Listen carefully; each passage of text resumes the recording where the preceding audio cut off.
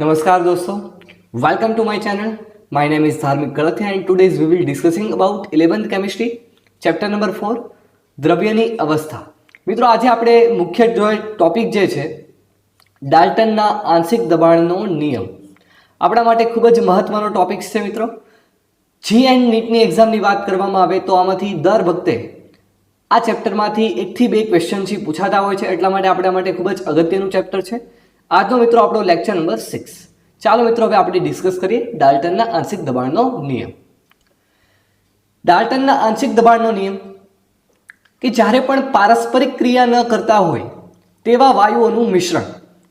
મિત્રો અહીં તમને આકૃતિમાં જોઈ રહ્યા છો કે અહીં જે વાયુ જે છે તે એ જે છે, અહીંયા વાયુ જે છે તે એ છે, એ વાયુ અંદર ભરેલા છે. અહીં કુલ 3 કન્ટેનર છે. બીજું જે કન્ટેનર છે એમાં બી વાયુ ભરેલા છે અને જે ત્રીજું જે કન્ટેનર છે એમાં એ અને બીને મિક્સ કરવામાં આવ્યા છે, એટલે કે બંનેનું મિશ્રણ છે. એ અને બીનું શું છે? મિશ્રણ છે. મિત્રો અહીં ખાસ ધ્યાન રાખો કે પારસ્પરિક ક્રિયા ન કરતા હોય, અહીં તમે જોઈ રહ્યા છો કે બ્લુ માર્ક અને એનું રેડ માર્ક છે, તો બંને પારસ્પરિક ક્રિયા નથી કરતા. કારણ કે જો બંને પારસ્પરિક ક્રિયા કરી નાખશે તો એક પ્રકારનું સંયોજન બનાવશે, તો સંયોજન તો આપણા માટે પોસિબલ નથી ડાલ્ટનના આંશિક દબાણના નિયમ મુજબ. કે જ્યારે પણ બે વાયુઓ જે છે કે 3 હોય પારસ્પરિક ક્રિયા ન કરતા હોય તેવા વાયુઓના મિશ્રણનું કુલ દબાણ, હવે કંઈક એ જે છે વાયુ એ જે છે તેનું કંઈક દબાણ પી એ જેટલું હશે, એવી રીતે વાયુ બી છે તેનું કંઈક દબાણ પી બી જેટલું હશે, અને છેલ્લું કન્ટેનર જે છે, છેલ્લું પાત્ર છે એમાં એ અને બીને મિક્સ કરવામાં આવ્યું છે. તો કુલ દબાણ જે મળશે આપણને, જે પી ટોટલ મળશે, કુલ દબાણ મળશે, એ આ બંનેના વ્યક્તિગત સરવાળા બરાબર હશે, એટલે કે બંનેના દબાણના વ્યક્તિગત સરવાળા બરાબર હશે. તો આપણે લખી શકાય કે P total is equal to P A plus P B. મિત્રો આપણે એક ઉદાહરણ દ્વારા સમજીએ. અહીં ઓક્સિજન વાયુ અંદર ભરેલો છે અને તેનું દબાણ છે 159 mmHg. બીજું કન્ટેનર છે તેમાં નાઇટ્રોજન વાયુ ભરેલો છે અને તેનું જે દબાણ છે 593 mmHg. તો હવે જે આપણે છેલ્લું કન્ટેનર જે છે તેમાં ઓક્સિજન અને નાઇટ્રોજનને મિશ્રણ કરવામાં આવશે. બંને પારસ્પરિકની ક્રિયા કરે, ઓક્સિજન અને નાઇટ્રોજન છે, આ બંનેને મિશ્ર કરવામાં આવ્યા. તો બંનેનું દબાણ છે બંનેના વ્યક્તિગત સરવાળા બરાબર થશે, એટલે કે પી ટોટલ જે મિત્રો મળશે તે પી નાઇટ્રોજન અને પી ઓક્સિજન આ બંનેના સરવાળા બરાબર થાય. બરાબર, અહીં 593 અને 159 છે, તો આપણને જો અહીં કુલ દબાણ કેટલું મળ્યું મિત્રો? 759 mmHg. તો આપણે કહી શકાય કે પી ટોટલ બરાબર શું થશે? પી એટલે કે નાઇટ્રોજનનું દબાણ અને ઓક્સિજનના કુલ દબાણના સરવાળા બરાબર થશે. તો મિત્રો હવે આપણે જોઈએ તો ડાલ્ટનના આંશિક દબાણનું જે ગાણિતીય સ્વરૂપ છે આપણને મળ્યું કે જ્યારે પણ કુલ દબાણ જે છે પી ટોટલ છે એ તેમાં અંદર જે પણ કાંઈ વાયુ ભરેલો હોય P1, P2 અને P3, એટલે કે તેના વ્યક્તિગત સરવાળા બરાબર થાય. મિત્રો હવે એક ઇમ્પોર્ટન્ટ ટોપિક્સ અહીં આપણે સમજવાનો છે. એક નવું એક સમીકરણ છે આપણે ડ્રાઈવ કરવા જઈ રહ્યા છે. અહીં એક તમે જોઈ રહ્યા છો કન્ટેનર, પાત્ર છે, અહીં વોટર છે એ ભરેલું છે, પાણી છે. બરાબર. હવે મિત્રો અહીં આપણે એક શુષ્ક વાયુ જે છે એ પણ અહીં સ્ટોર કરેલો છે. અહીં એક સૂકો વાયુ છે તે ભરવામાં આવ્યો છે તેની ઉપર, પાત્રની ઉપર. અહીં બધે આપણે શુષ્ક વાયુ ભરેલો છે. હવે મિત્રો આપણે અહીં કુલ દબાણ, આ પાત્રનું આપણે કુલ દબાણ કોના બરાબર થશે? શુષ્ક વાયુ બરાબર થશે. પરંતુ અહીં મિત્રો જે શુષ્ક વાયુનું જે દબાણ છે અને સાથે સાથે અહીં પાણીનું પણ બાષ્પ દબાણ મળશે. આપણને ખ્યાલ છે કે પાણી છે ધીરે ધીરે બાષ્પીભવન થશે અને ઉપર જશે, અને અહીં પાત્ર જે ક્લોઝ કન્ટેનર છે એટલા માટે અહીં અથડાઈને કન્ડેન્સેશન થશે, સંઘનન થશે અને આપણને બાષ્પ દબાણ મળશે. એટલે આપણે પાત્રનું આપણે દબાણ છે કેવું હોય કે P total is equal two શું થશે? શુષ્ક વાયુનું દબાણ અને આપણે કહી શકાય કે પાણીનું જે બાષ્પ દબાણ જે છે તે બંનેના સરવાળા બરાબર હશે. તો આપણે શુષ્ક વાયુનું દબાણ શોધવું હોય કે અહીં જે સૂકો વાયુ જે છે એનું દબાણ કેટલું હશે, તો આપણે મિત્રો કેલ્ક્યુલેટ કરી શકાય કે પી શુષ્ક વાયુ ઇઝ ઇક્વલ ટુ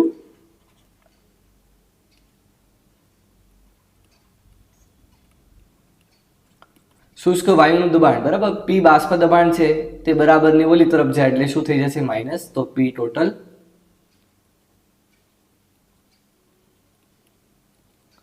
તો આમ મિત્રો આપણે શુષ્ક વાયુનું દબાણ શોધવું હોય તો પી ટોટલ માંથી પી જે બાષ્પ દબાણ જે છે એ આપણે બાદ કરવામાં આવે તો આપણને મળી જાય. ત્યાર પછી મિત્રો અહીં તમે જોઈ રહ્યા છો કે એક કન્ટેનર જે છે તેમાં ગેસ 1, ગેસ 2 અને ગેસ 3 એટલે કે કોઈ પણ 3 વાયુઓ છે તે અંદર ભરેલા છે. તો આપણે અહીં કહી શકાય કે ગેસ 1 છે તેનું બાષ્પ દબાણ તેનું દબાણ છે P1, ગેસ 2 છે તેનું દબાણ P2 અને ગેસ 3 છે તેનું દબાણ P3.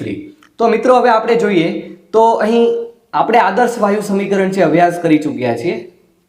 એક નવું સમીકરણ છે આપણે જોઈએ આદર્શ વાયુ સમીકરણ આપણે અભ્યાસ કરી ચૂક્યા છીએ. શું થાય PV =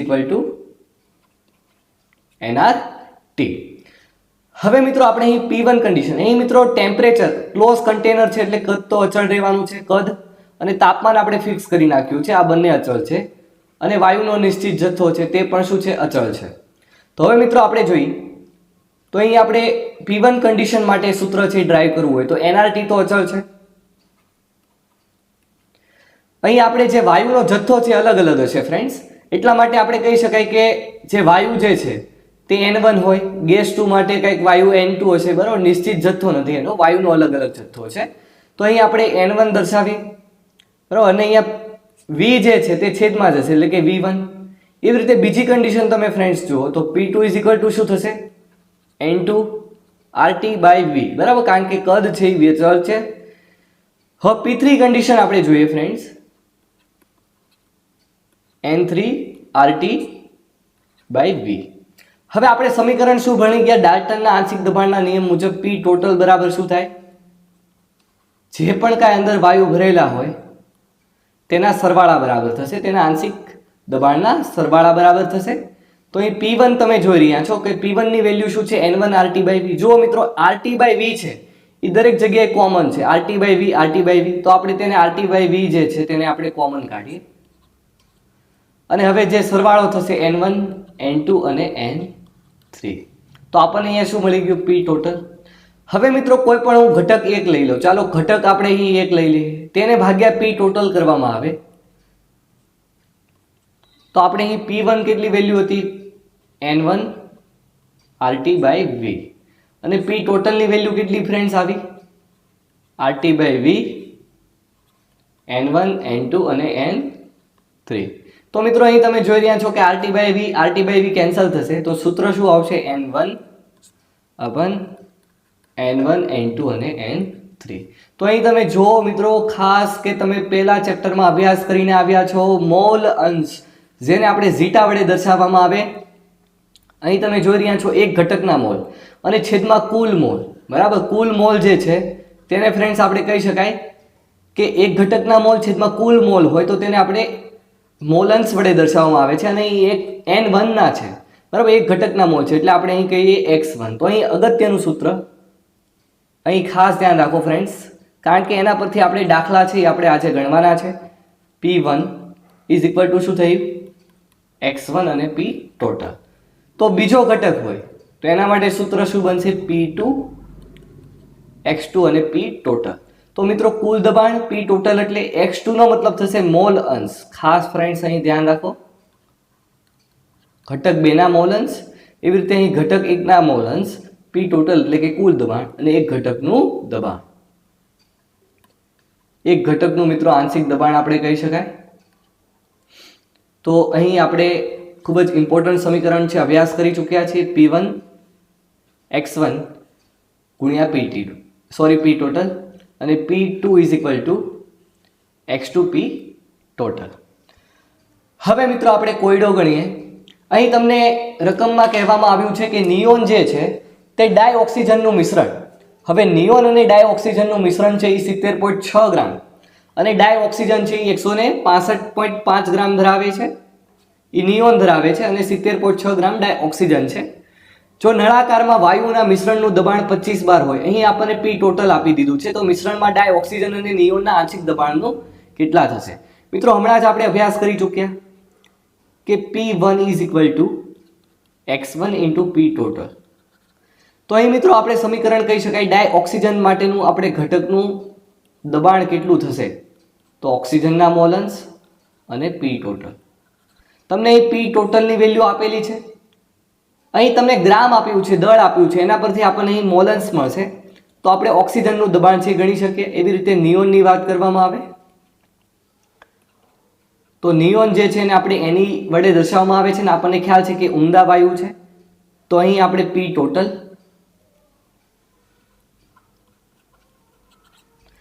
તો આપણને નિયોનનું અને ઓક્સિજનનું આંશિક દબાણ છે આપણે ગણવાનું છે. તો મિત્રો હવે આપણે કેલ્ક્યુલેટ કરીએ.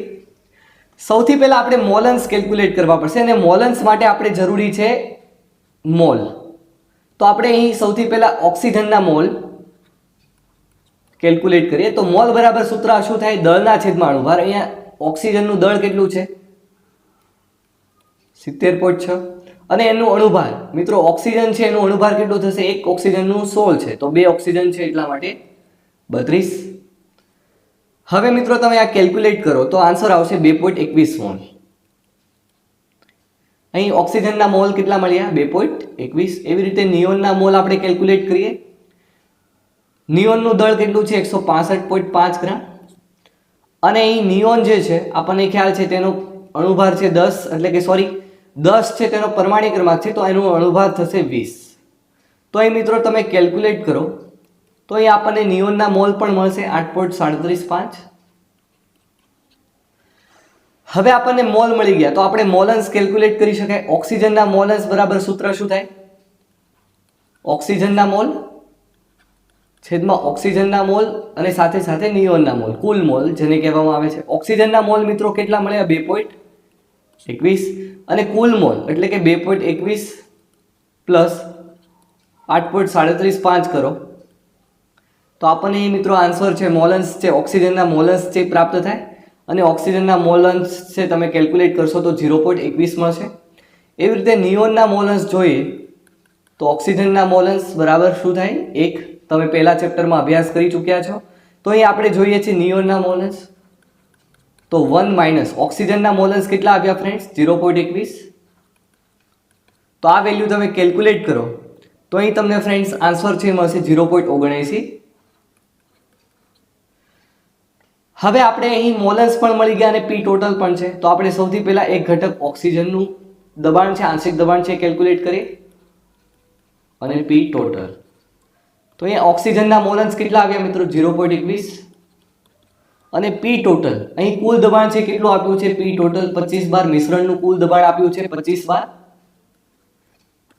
તો મિત્રો આ તમે વેલ્યુ છે કેલ્ક્યુલેટ કરશો તો આપણને આન્સર છે મળી જશે 5.25 બાર.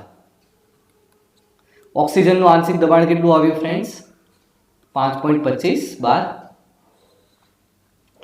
હવે આપણે નિયોનનું દબાણ પણ શોધીએ તો નિયોનના મોલન્સ ગુણ્યા પી ટોટલ. નિયોનના મોલન્સ કેટલા આવ્યા ફ્રેન્ડ્સ? 0.79 ગુણ્યા પી ટોટલ. અહીં પી ટોટલ બંને માટે છે એમ જ હોય કારણ કે 25 બાર છે. તો અહીં વેલ્યુ તમે મિત્રો કેલ્ક્યુલેટ કરો. આન્સર છે તમને પ્રાપ્ત થશે 19.75 બાર. 0.74 ગુણ્યા 25 કરશો તો કેટલો આન્સર આવશે? 19.75 બાર. તો આ થયો મિત્રો આપણે આન્સર નિયોનનું આંશિક દબાણ અને ઓક્સિજનનું આંશિક દબાણ. હવે ફ્રેન્ડ્સ આપણે આગળ વધીએ. સ્વાધ્યાયનો 5.6મો ક્વેશ્ચન છે. હવે ગટર સાફ કરનાર પદાર્થ ડ્રેઇન ટેક્સ થોડા ઘણા પ્રમાણમાં એલ્યુમિનિયમ ધરાવે છે. મિત્રો તે એલ્યુમિનિયમ ધરાવે છે ડ્રેઇન ટેક્સ. હવે તે કોસ્ટિક સોડા સાથે પ્રક્રિયા કરે. મિત્રો કોસ્ટિક સોડાનું સમીકરણ છે આપણે જોઈ રહ્યા છીએ NaOH સાથે પાણી પણ હોય છે. તો આ સમીકરણ છે અહીં આપણને ડાયહાઇડ્રોજન વાયુ ઉત્પન્ન કરે છે ફ્રેન્ડ્સ. નાઇટ્રોજનની જગ્યાએ હાઇડ્રોજન આવશે. ઇઝ કરેક્શન કરી લેજો. એલ્યુમિનિયમની NaOH એટલે કે કોસ્ટિક સોડા સાથે પ્રક્રિયા કરવામાં આવે ત્યારે ડાયહાઇડ્રોજન વાયુ ઉત્પન્ન કરે છે. તો 0.15 ગ્રામ એલ્યુમિનિયમ પ્રક્રિયા કરે તો 20 ડિગ્રી સેલ્સિયસ તાપમાન અને 1 બાર દબાણે ડાયહાઇડ્રોજન વાયુનું કેટલું કદ થશે? મિત્રો ડાયહાઇડ્રોજન વાયુનું કદ શોધવાનું છે તો આપણે આખી પ્રક્રિયા છે લખવી જરૂરી છે. તો આપણને અહીં મળશે સોડિયમ એલ્યુમિનેટ NaLO2 પ્લસ સાથે સાથે હાઇડ્રોજન વાયુ પણ મુક્ત થશે. અહીં તમે બેલેન્સ કરો પ્રક્રિયા તો અહીં સોડિયમ અહીં ઓક્સિજન છે 2 છે તો અહીં ઓક્સિજન છે 2 કરો તો એટલા માટે અહીં હાઇડ્રોજન હવે કેટલા થઈ ગયા? 4 થઈ ગયા અને અહીં પણ હાઇડ્રોજન 5 છે, તો અહીં આ પ્રક્રિયાને પણ 2 વડે ગુણવી પડશે. તો અહીં તમે જોઈ રહ્યા છો ફ્રેન્ડ્સ, આપણે આ પ્રક્રિયાને પણ જે NaOl2 છે તેને 2 વડે ગુણીએ તો એલ્યુમિનિયમ પણ 2 થઈ જશે અને હાઇડ્રોજન છે એ કુલ આ તરફ જુઓ તો 6 છે, એટલા માટે અહીં કેટલા થઈ જશે? 3 હાઇડ્રોજન થઈ જશે. તો મિત્રો આપણી પાસે સમીકરણ છે, આપણી પાસે દબાણ છે, P ની વેલ્યુ છે, એવી રીતે અહીં ટેમ્પરેચર T ની વેલ્યુ છે, અને સાથે સાથે તમને એમ પણ કહી દીધું છે કે વાયુનું કદ કેટલું થશે, એટલે આપણે V ગોતવાનું છે. તો આપણા માટે સમીકરણ શું થાય? PV nRT. તો આપણી પાસે P છે, દબાણ કદ છે એ ગોતવાનું છે, શોધવાનું છે, અને N છે વાયુના મોલ મળી જશે. અહીં હાઇડ્રોજનના મોલ છે, હાઇડ્રોજન વાયુની કદ ડાયહાઇડ્રોજન વાયુનું કદ કીધેલું છે, એટલા માટે તેના મોલ આપણને અહીં મળશે. અને આજની વેલ્યુ છે મિત્રો આપણે કેટલી યુઝ કરીશું હમણાં આપણે જોઈએ. અને ટેમ્પરેચર છે તમને આપી દીધું છે 20 ડિગ્રી સેલ્સિયસ. તો ટેમ્પરેચરને આપણે કેલ્વિનમાં કન્વર્ટ કરી નાખીએ. સૌથી પહેલા આપણે જોઈએ તો આપણે ડાયહાઇડ્રોજન વાયુનું કદ છે તેના મોલ છે આપણે કેલ્ક્યુલેટ કરીએ. તો આપણે અહીં 2 મોલ એલ્યુમિનિયમ છે, ત્રિરાશિ મૂકવી પડશે, તત્વયોગમિતિયાનો આપણે યુઝ કરવો પડશે. અહીં 3 મોલ હાઇડ્રોજન મળે છે. 2 મોલ એલ્યુમિનિયમ થી કેટલા હાઇડ્રોજન મળે છે? 3 મોલ હાઇડ્રોજન. બરાબર, પ્રક્રિયા લખીને તેને બેલેન્સ કરવી જરૂરી છે. 2 મોલ એલ્યુમિનિયમ થી 3 મોલ હાઇડ્રોજન જે પ્રાપ્ત થાય છે.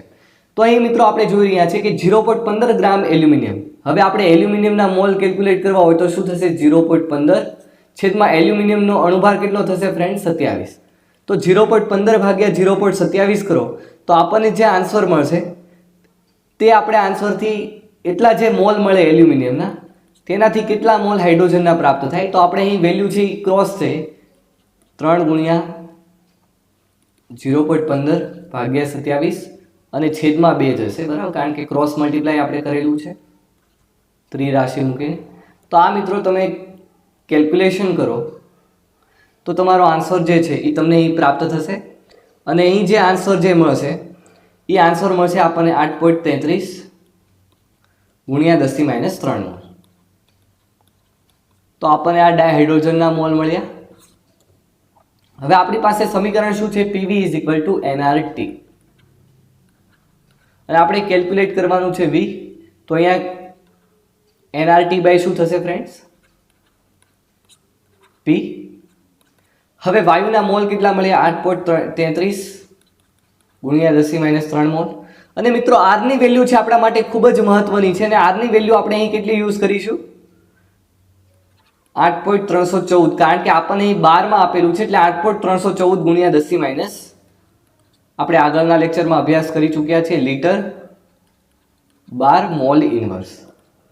અને અહીં મિત્રો ટેમ્પરેચર પણ છે, ટેમ્પરેચર છે અહીં 20 ડિગ્રી સેલ્સિયસ આપ્યું છે. તો આપણે એને કેલ્વિનમાં કન્વર્ટ કરવા માટે આપણે શું કરીશું? 273.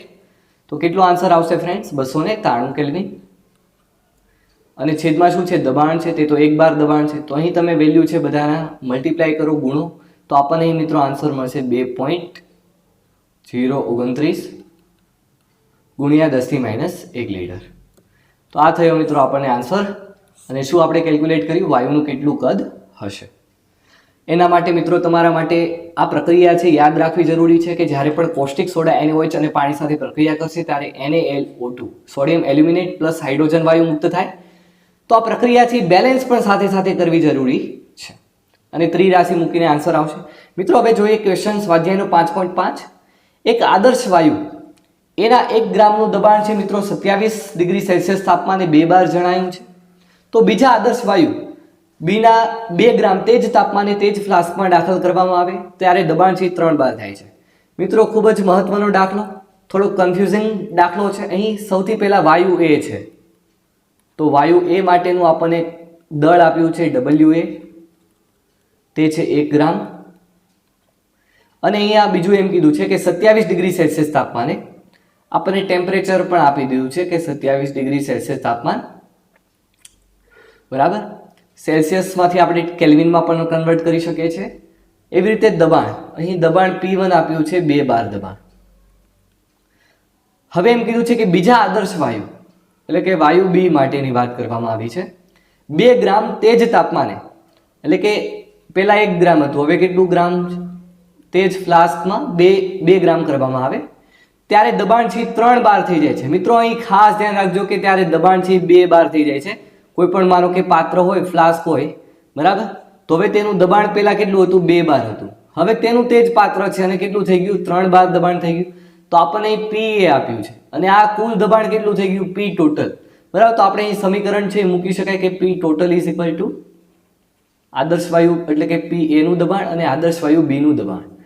તો પી ટોટલ જે છે એ તમને 3 આપ્યું છે અને પી એ જે છે તે આપ્યું છે આપણને 2 બાર. તો આપણને પીબી પ્રાપ્ત થઈ જાય. પીબી બરાબર શું મળશે ફ્રેન્ડ્સ? 1 બાર. તો આપણે તો શું કેલ્ક્યુલેટ કરવાનું છે કે આણ્વીય દળ વચ્ચેનો સંબંધ શોધો. તો આણ્વીય દળ વચ્ચેનો સંબંધ છે શોધવો હોય તો આપણી પાસે સૂત્ર છે PB is equal two NRT. અને n બરાબર શું થાય ફ્રેન્ડ્સ? દળના છેદમાં અણુભાર. તો એ દળના છેદમાં અણુભાર. હવે જુઓ, તમને કદ છે ફિક્સ કરી નાખ્યું છે એટલે આ અચળ, ટેમ્પરેચર પણ ફિક્સ છે અને આર અચળ. તો P ઇઝ ઇક્વલ ટુ શું આવશે? W/m. તો અહીં આપણે એ માટે કન્ડિશન માટે ગણીએ તો WA MA. એવી રીતે બી કન્ડિશન જોઈએ તો શું થઈ જશે? WB અને છેદમાં MB. હવે PA જે છે તેને આપણે PB વડે ભાગી નાખીએ તો અહીં શું પ્રાપ્ત થશે ફ્રેન્ડ્સ? WA ના છેદમાં MA અને અહીંયા શું થશે? MB ઉપર જશે અંશમાં અને છેદમાં WB. તો અહીં WA મિત્રો અહીં તમે જોઈ રહ્યા છો 1 ગ્રામ છે. MB આણ્વીય દળ વચ્ચેનો સંબંધ છે આપણે ગોતવાનો છે અને W મિત્રો છે 2 ગ્રામ અને તમને દબાણ પણ આપ્યું છે. કેટલું દબાણ છે ફ્રેન્ડ્સ? દબાણ PA નું જે દબાણ જે છે તે 2 બાર મળ્યું અને PB જે છે તે 1 બાર દબાણ મળશે. તો મિત્રો ક્રોસ મલ્ટીપ્લાય કરીએ તો આપણને અહીં શું પ્રાપ્ત થશે? જુઓ અહીં ખાસ અહીં લખવું છું MB/MA ક્રોસ મલ્ટીપ્લાય થશે 1 ગુણ્યા 1. તો અહીં આપણને કેટલા આવશે? 4 ગણું. કેટલા ગણું?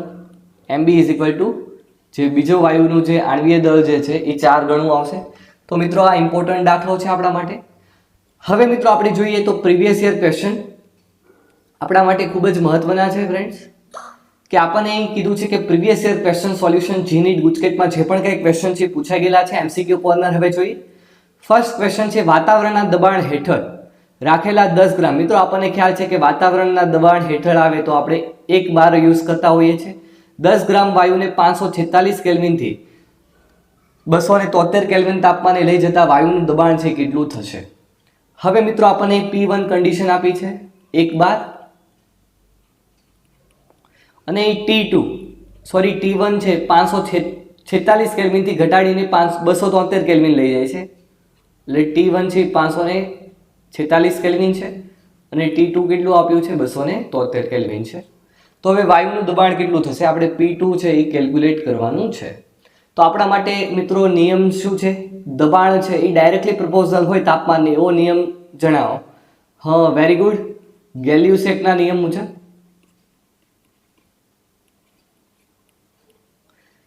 દબાણ છે એ ડાયરેક્ટલી કોને પ્રોપોર્શનલ છે? તાપમાનને.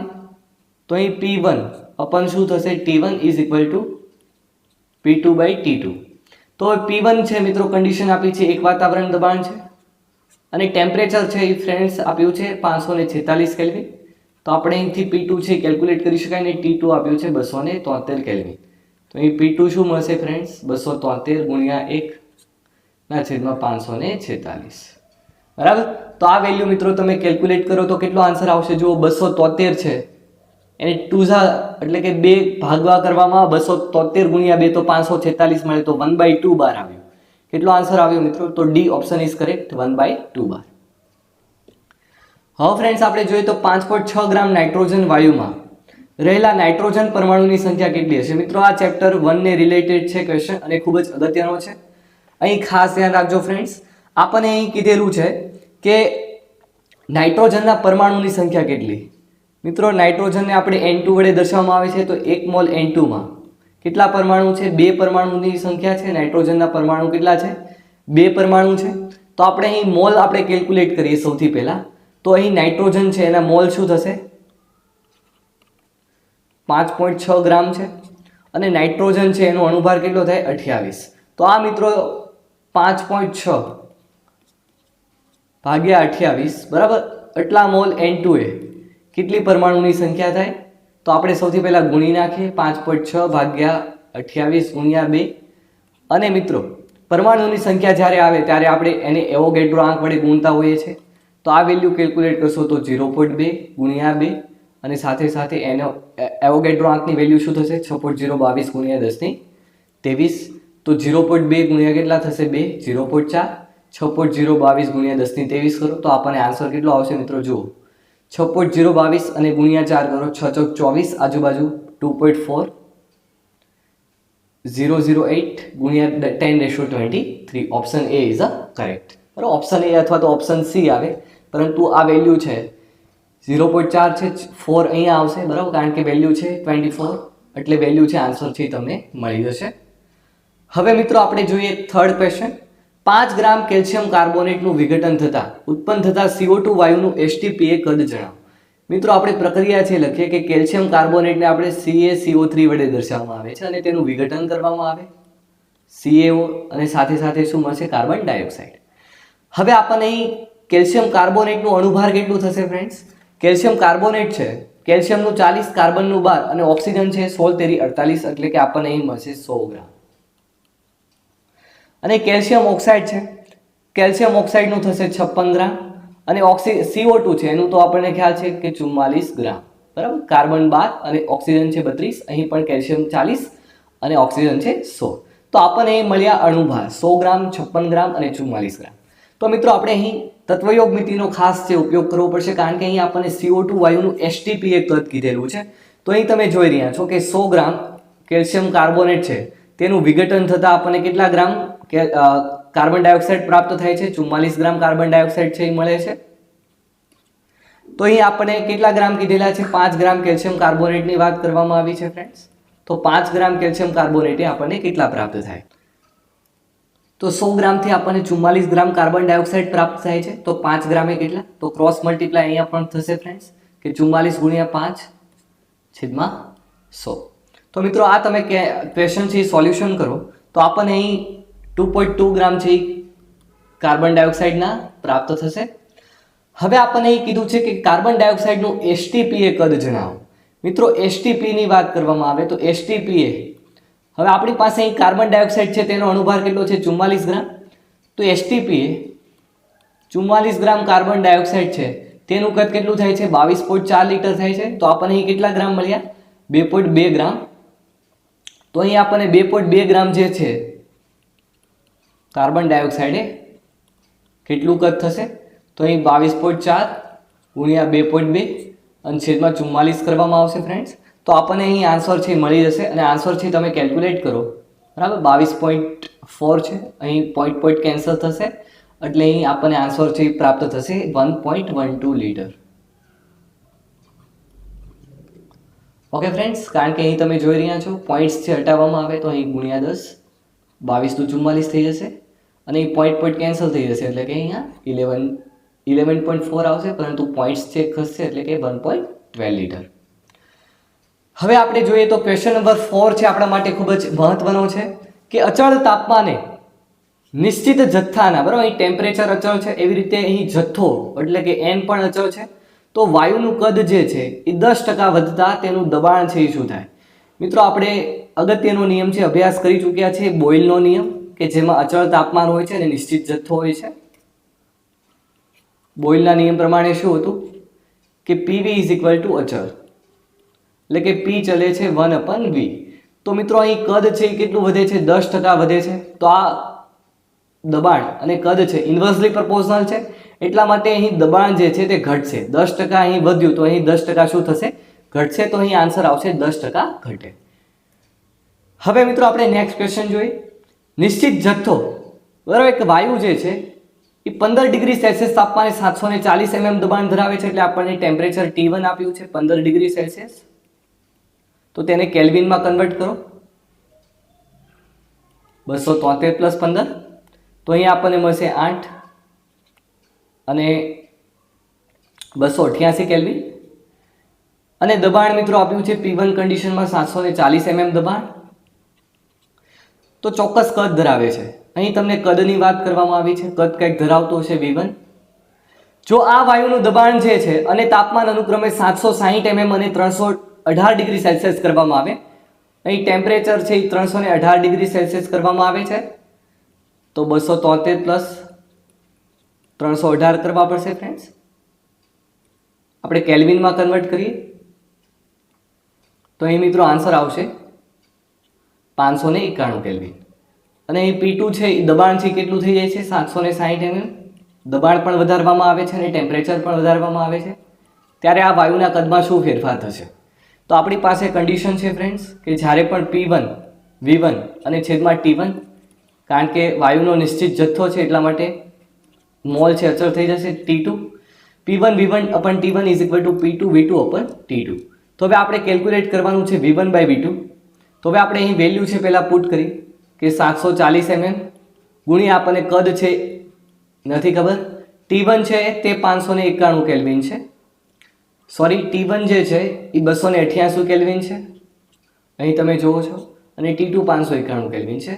દબાણ છે P2 છે 760, કદ V2 અને ટેમ્પરેચર છે T2 એ 591 કેલ્વિન આપ્યું છે. તો અહીં તમે friends V1 by V2 calculate કરો તો કેટલો આન્સર આવશે? V1 આ V2 આ તરફ જાય તો 760, 288 ઉપર તરફ જશે, 288 અપન અહીં 591 છે, 591 ગુણ્યા 740, કારણ કે આ 740 છે તે નીચે તરફ જશે. તો આ મિત્રો તમે કેલ્ક્યુલેટ કરો V1 by V2 તો કેટલો આન્સર આવશે? અહીં V1 by V2 છે તમે કેલ્ક્યુલેટ કરો તો અહીં મિત્રો આન્સર આવશે 0.50. પરંતુ આ V1 બરાબર શું ફ્રેન્ડ્સ પ્રાપ્ત થયું અહીંયા હું લખું છું, ખાસ ધ્યાન રાખો. V1 is equal to 0.50 V2, પરંતુ આપણે તો કદ જોઈએ છે V2, કારણ કે આ તો ચોક્કસ કદ છે. તો V2 બરાબર શું થશે? 1 by 0.50 અને સાથે સાથે V1. તો 1 by 0.50 મિત્રો તમે કરો તો અહીં આપણને મળશે 2. શું મળશે? 2. બરાબર, 1 ભાગ્યા 0.50 કરવાથી આપણને 2 મળશે. તો આપણે અહીંયા કહી શકાય કે V2 છે એ 2 ગણું થાય. બરાબર, V2 છે કેટલા ગણું થશે ફ્રેન્ડ્સ? બમણું થશે. તો option A is a correct. હવે આપણે જોઈએ તો નેક્સ્ટ ક્વેશ્ચન 2.46 વાતાવરણ દબાણે 5 લિટર કદના એક વાયુના 2 મોલ અણુ છે, તો તાપમાન ડિગ્રી સેલ્સિયસમાં આપણે બતાવવાનું છે. અહીં આપણને વાતાવરણ દબાણ આપ્યું છે P છે, કદ આપ્યું છે V, એવી રીતે વાયુના મોલ આપ્યા છે તો T મળી જાય. આદર્શ વાયુ સમીકરણ મુજબ મિત્રો PV ઇઝ ઇક્વલ ટુ સૂત્ર શું છે? nRT. તો અહીં દબાણ કેટલું છે? 2.46. કદ ફ્રેન્ડ્સ કેટલું આપ્યું છે આપણને? અહીં 5 લિટર, બરાબર, લીટરમાં આપ્યું છે. એવી રીતે મોલ છે 2 મોલ અણુ છે, અને સાથે સાથે R ની વેલ્યુ મિત્રો આપણા માટે R ની વેલ્યુ છે ખૂબ જ મહત્વની છે કે R ની વેલ્યુ છે આપણે કઈ રીતે પુટ કરીશું. અહીં આપણે વાતાવરણ ATMમાં આપણે આન્સર છે બતાવી શકીએ છીએ. તો 2 મોલ અહીં આપણે ATMમાં જ્યારે પણ વેલ્યુ યુઝ કરવાની આવે ત્યારે 0.082 અને અહીં આપણે ટેમ્પરેચર છે કેલ્ક્યુલેટ કરવાનું છે. તો મિત્રો અહીં આ બધું જે બાજુનું પદ છે તેને બરાબરની આ તરફ ધકેલો તો એક પ્રકારનું છેદમાં આવી જશે આની, અને એ વેલ્યુ છે તમે કેલ્ક્યુલેટ કરો તો આપણને મિત્રો અહીંયા મળશે 75 કેલ્વિન. કેટલો આન્સર આવશે? 75 કેલ્વિન. પરંતુ આપણે તો ડિગ્રી સેલ્સિયસમાં બતાવવાનું છે. તો ડિગ્રી સેલ્સિયસ માટે મિત્રો આપણે અભ્યાસ કરી ચૂક્યા છે કે કેલ્વિનમાં બતાવવું હોય તો આપણે 273 પ્લસ કરતા હોઈએ છીએ. તો અહીં ડિગ્રી સેલ્સિયસમાં બતાવવું છે તો કેલ્વિન કેટલું આવ્યું? 75. તો 273 છે તેમાં માઇનસ કરવામાં આવે તો ટેમ્પરેચર આપણને ડિગ્રી સેલ્સિયસમાં મળશે 75 માઇનસ 273, અને આ મિત્રો તમે કેલ્ક્યુલેટ કરો તો કેટલો આન્સર આવશે? -198 ડિગ્રી સેલ્સિયસ. હવે મિત્રો આપણે જોઈએ તો પાણીની અંદર રહેલા એક પરપોટાનું તાપમાન, અહીં આપણને ટેમ્પરેચરની વાત કરવામાં આવી છે કે ટેમ્પરેચર જે છે એ 15 ડિગ્રી સેલ્સિયસ અને દબાણ છે 1.5 બાર છે. જો આ પરપોટો પાણીની સપાટી પર આવે, બરાબર, અહીં એક આપણે વોટર દર્શાવીએ, બરાબર, આ વોટર છે. હવે પાણીની અંદર એક પરપોટો છે, આવી રીતે પરપોટો હોય તેનું તાપમાન મિત્રો આપ્યું છે 15 ડિગ્રી સેલ્સિયસ. એટલે આપણે કન્ડિશન મૂકીએ T1 15 ડિગ્રી સેલ્સિયસ હોય તો તેને કેલ્વિનમાં કરો 273 પ્લસ કરશો તો 288 કેલ્વિન મળશે. હવે દબાણ કણ આપ્યું છે P1 ઇઝ ઇક્વલ ટુ 1.5 બાર, બરાબર, દબાણ કેટલું હશે અંદર? 1.5 બાર. હવે પરપોટો છે પાણીની સપાટી ઉપર આવે આવી રીતે, બરાબર, આ સપાટી ઉપર દબાણ કેટલું લાગશે ફ્રેન્ડ્સ? 1 બાર દબાણ લાગશે. તો આપણને P2 પણ કન્ડિશન આપેલી છે કે સપાટી ઉપર જ્યારે આવે ત્યારે દબાણ કેટલું થશે? 1 બાર. તો તાપમાન છે 25 ડિગ્રી સેલ્સિયસ, તો ટેમ્પરેચર છે 25 ડિગ્રી સેલ્સિયસ, અને 25 ડિગ્રી સેલ્સિયસને મિત્રો કેલ્વિનમાં કન્વર્ટ કરો તો 298 કેલ્વિન. તો આપણને T2 પણ પ્રાપ્ત થયું. તો હવે ફ્રેન્ડ્સ આપણે ગણીએ અને આપણને એમ પૂછ્યું છે કે પરપોટાનું કદ છે એ કેટલું. બરાબર, પરપોટાનું કદ છે V1 હશે અને નીચે V2 હશે. તો આપણે હવે મૂકીએ વેલ્યુ કે P1 V1/T1 is equal two P2 V2/T2. બરાબર, કારણ કે નિશ્ચિત જથ્થો થઈ જશે એટલા માટે. વાયુના મોલ અચળ છે. હવે P1 કેટલું છે મિત્રો, આપણે કેલ્ક્યુલેટ કરવાનું છે V1/V2. તો P1 આપણને આપ્યું છે 1.5 બાર. V1 પતા નહીં. ટેમ્પરેચર છે, ટેમ્પરેચર T1 288 કેલ્વિન. એવી રીતે P2, તો P2 1 બાર દબાણ છે ફ્રેન્ડ્સ, અહીં તમે જોઈ રહ્યા છો. એવી રીતે V2 છે એ તો આપણે કન્ડિશનમાં બતાવવાનું છે. અને T2 છે 298 કેલ્વિન છે. તો V1/V2 આપણે કેલ્ક્યુલેટ કરીએ ફ્રેન્ડ્સ, કેટલો આન્સર આવશે 298 ગુણ્યા 1. અહીં જે P2 જે દબાણ છે 1.5 બાર છે અને છેદમાં આપણે અહીં ટેમ્પરેચરની વાત કરવામાં આવે તો અહીં V1 અને V2 કન્ડિશન છે, તો આ તરફ બધા ગુણા છે. તો 288 છેદમાં ફ્રેન્ડ્સ 298 ગુણ્યા 1.5 અને ઉપર આવશે 288. સોરી, તો આ વેલ્યુ તમે ફ્રેન્ડ્સ કેલ્ક્યુલેટ કરો તો આન્સર આવશે 0.644. અને આ 0.644 છે આન્સર આવ્યો. તો હવે V1 કન્ડિશન મળી અને V2 કન્ડિશન મળેલી છે. બરાબર, તો આપણે તો જોઈએ છે V2. તો V2 કન્ડિશન આપણે જોઈએ તો 0.644 ને આપણે ભાગાકાર કરીએ તો આન્સર છે મિત્રો કેટલો આવશે 1.6 ગણું. કેટલો આન્સર આવશે 1.6 ગણું. તો option A is a correct. તો આ થયો મિત્રો એન્ડ ઓફ ધીસ વિડીયો. આજે મિત્રો આપણે ડાલ્ટનના આંશિક દબાણનો નિયમ અને તેને લગતા ઘણા બધા સમ્સે સોલ્યુશન કર્યા. એવી રીતે જી નીટ ક્વેશ્ચનમાં જે પણ કાંઈ એક્ઝામમાં પૂછાઈ ગયેલા પ્રશ્નો છે તેનું પણ આપણે સોલ્યુશન જોયું. આજનો મિત્રો લેક્ચર નંબર 6. તે પહેલાં ચેનલને ફટાફટ રીતે હવે તમે લાઇક, શેર અને સબસ્ક્રાઇબ કરો અને બેલ આઇકન બટન દબાવો જેથી તમને નોટિફિકેશન મળતી રહે. Thank you so much.